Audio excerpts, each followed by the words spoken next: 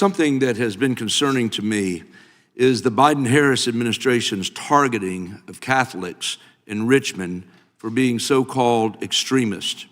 And it was thanks to the investigative work done by this committee that we learned that the Biden-Harris administration relied on the Southern Poverty Law Center in its memo that labeled traditional Catholics as domestic terrorist threats. And I applaud FBI Director Kash Patel's decision to terminate the FBI relationship with the SPLC, although such a relationship should have been terminated a long, long time ago. Mr. Cipher, what does it say to you about the Biden administration's view of conservatives that they were using a resource that categorized conservative groups like ADF and Family Research Council among the likes of the Aryan Brotherhood and the Nation of Islam?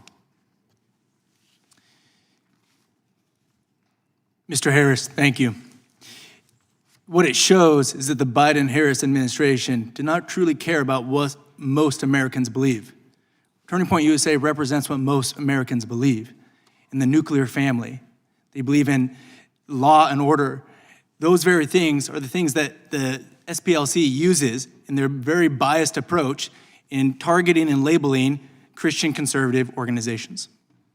Well, thank you, sir. Mr. Perkins, your organization advocates from a Christian worldview, but was labeled a hate group by the Southern Poverty Law Center for taking stances that align with simply biblical teaching.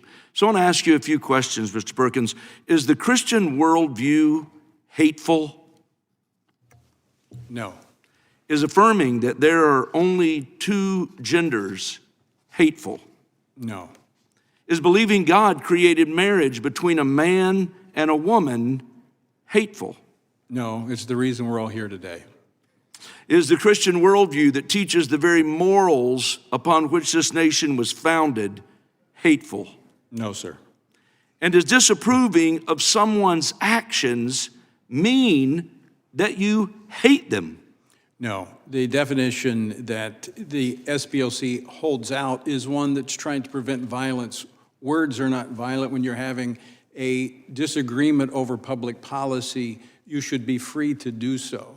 And we advocate for their right and their freedom to do that. As a former police officer, as a Marine veteran, I've protected the First Amendment right. But what as the issue here today is not a map, it's who uses the map. Government agencies should rely on transparent, peer-reviewed criteria, not partisan advocacy groups. And we should implement safeguards against unverified external lists used by government to target peace-loving, law-abiding citizens. Well, according to a Gallup poll, 69% of Americans identify with a Christian denomination. Now, of course, you and I know that there's a diversity of beliefs within Christianity, but what does it say about the SPLC that they would label as hateful a group that aligns with the identity of the majority of our country? Well, that they are anti-Christian for one, and biblical truth, and I would even question whether or not they're pro-American. Thank you, sir. Mr. O'Neill, I worry that not every organization may have the resources to be able to deal with the consequences of being placed on SPLC's hate map. What are some of the challenges that you would see that may arise within an organization if they happen to land or be labeled a hate group by this group? Yeah, there are many challenges. It chills some donors who are afraid that because of the hate map, the hate group designation, their information might be leaked, and then they would face repercussions for giving to an organization they believe in.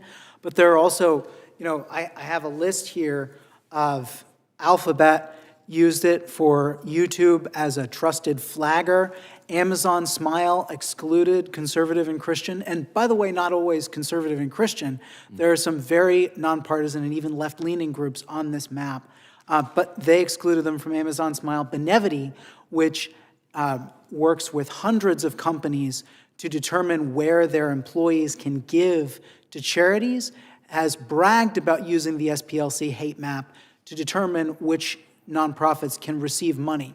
So there are many ways in which an organization can be negatively impacted by being put on this map. Well, thank you. And thanks to all of you as witnesses. And Mr. Chairman, thank you for bringing this before the American people.